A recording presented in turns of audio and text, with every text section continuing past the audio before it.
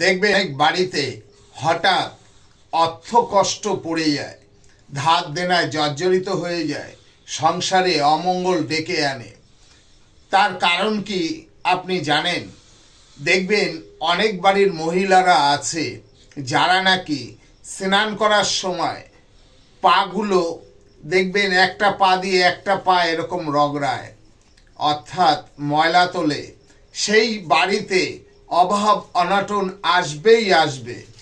আবার দেখবেন অনেক বাড়িতে আছে মহিলারা গায়ে কিছু না দিয়ে স্নান করে, তাতে সংসারের অমঙ্গল আসে।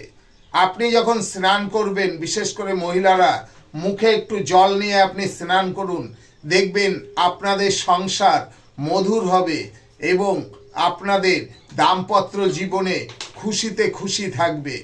বিশ্বাস করে করুন, মিলন অধিকারীর টোটকা কখনো